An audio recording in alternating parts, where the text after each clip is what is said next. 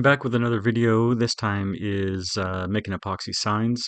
I'm actually making two signs here at the same time. So I had to do a little planning with the colors and the layers and that sort of thing. It's really important when you're making an epoxy sign with multiple colors that is going to need multiple carves, that you have a consistent X and Y. You'll see in the bottom left corner of my board, I have a hole drilled out that I set as an offset in VCarve so that I can go back and recarve things if I need to, and it also makes sure that each subsequent color is well lined up. I still try not to turn off my machine, and I do use the probe to do my Z each time. I do try not to turn off my machine if I can, but if this is going to go over more than a couple of days, I do end up shutting it off. So I use super clear epoxy typically, and blink um, or blick acrylic paint when I'm using acrylic paint, and they mix really well. I haven't had any issues with them. I'll put links down to both if anybody wants to look them up. It doesn't matter what kind of paint you use as long as you mix it up really well. And epoxy is a pretty forgiving medium. You can actually make a few mistakes, which you'll see in here. Some I made on purpose, some I did not. But you're able to get through them pretty well and still have a really nice project at the end. So this is about the consistency that I'm looking for, but it's a little bit lighter than I'd like. So I'm going to add a little bit more of the paint and make sure it's mixed up really well before putting it in.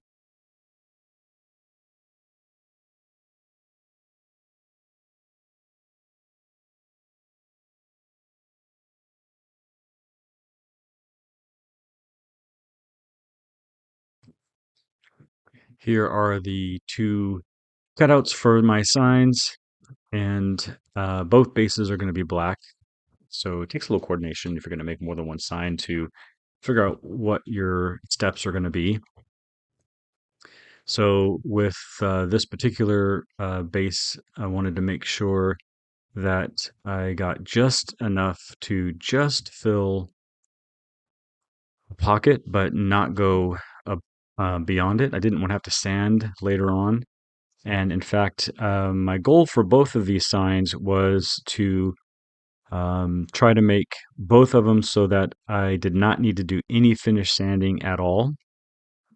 You'll see that didn't actually work out very well, but that was the goal.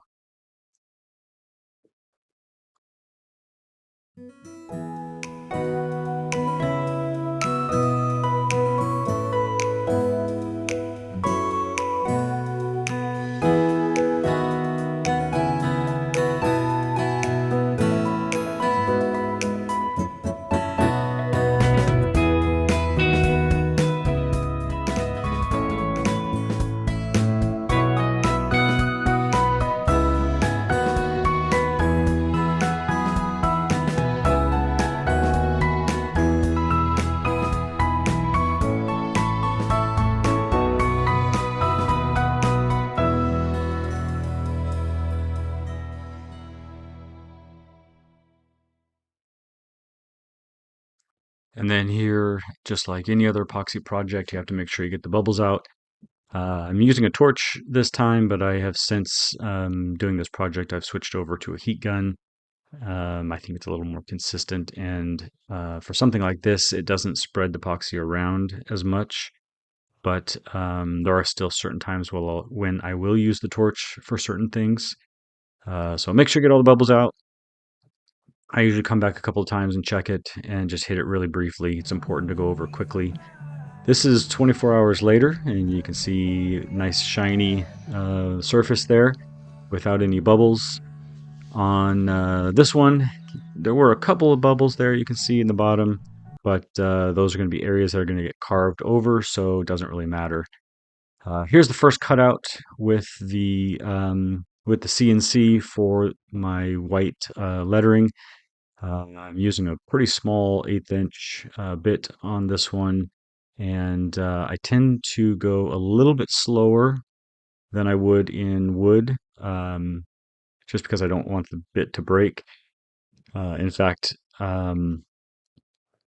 I'd probably even go a little bit slower in this than I would in a hardwood, just again because I don't want the bit to break.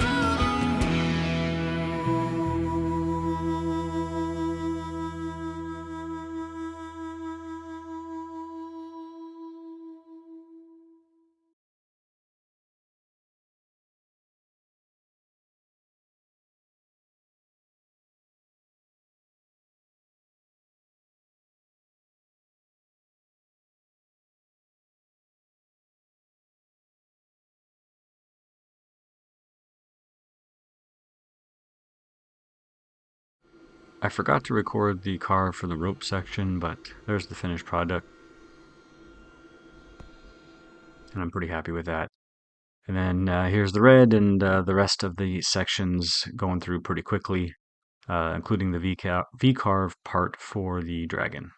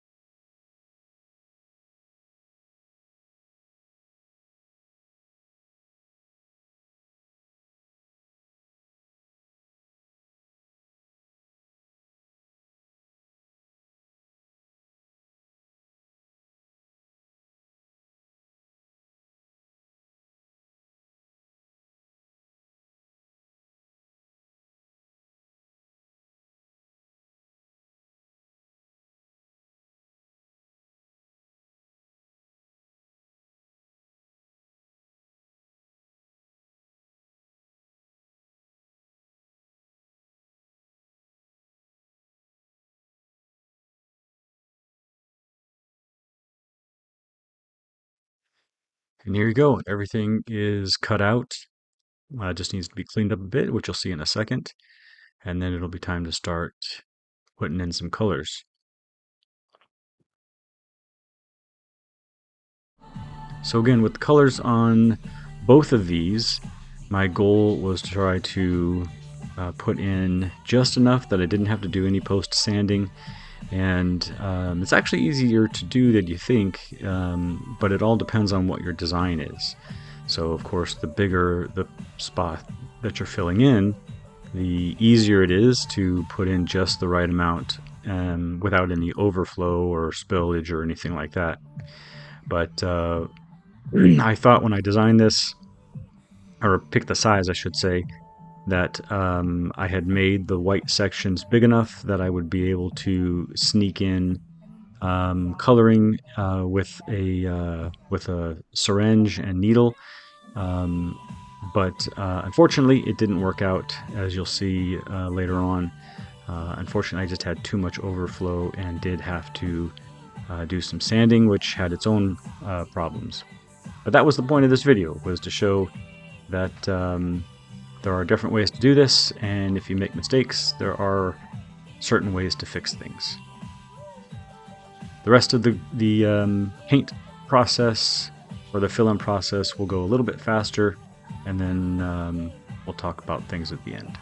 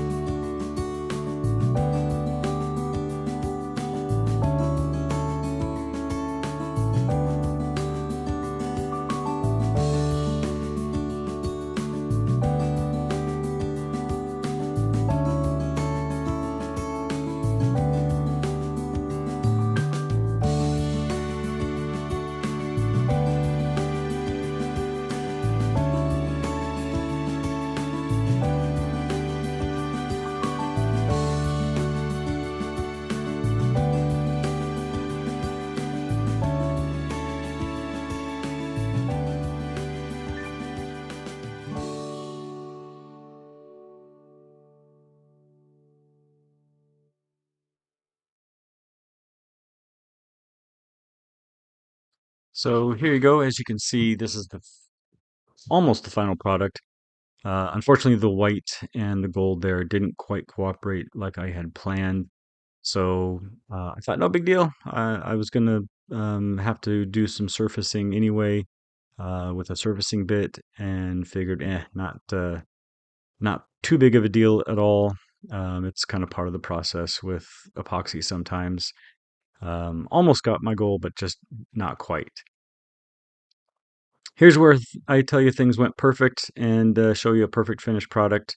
That's the way they normally do it on on these channels, but I'm here to tell you, unfortunately, it did not go that way. Um, I made a mistake when I put the bit in and I didn't tighten it enough. And unfortunately, the bit, as it was surfacing, drove right through the sign into the MDF underneath, and the board flipped out of the machine, and the whole thing was ruined. So I had to, unfortunately, do the whole thing again. This time, though, I decided to make it a little bit bigger and change some of the design elements. On my own sign, on the DMAT sign, I didn't change anything other than using uh, jewels for the eyes for the snakes, so I thought that would look cooler. So the rest of these videos, or rest of this video, I mean, is going to be me redoing that, going much faster, since it's the exact same process. And then there'll be a picture at the final of the final product. This is not meant to be an epoxy sign tutorial per se, just showing you a way to do it. I actually thought about making a formal tutorial in a series, but there's a great tutorial out there already done in multiple sessions, and I'll put a link to that at the bottom, as well as a link to the stuff that I used if you have any interest.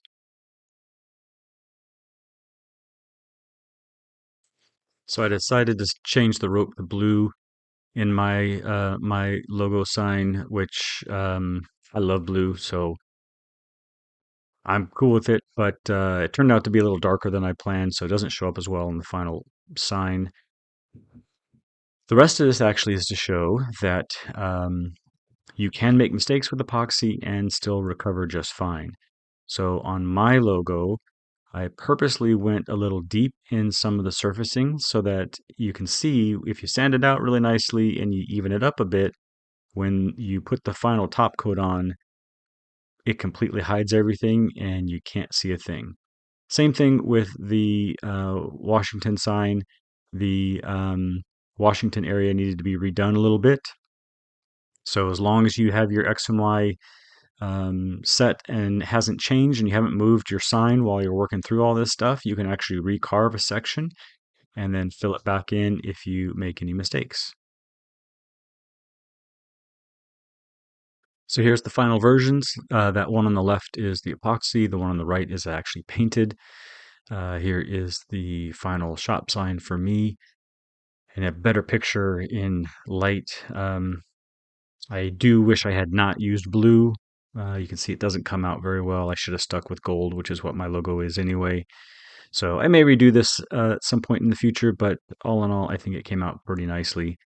Feel free to take a look at the links for that epoxy class that I mentioned, which is done by Nate at Executive Fit. And feel free to ask any questions you have. I'll try to get back to you as soon as I can. Thanks a lot.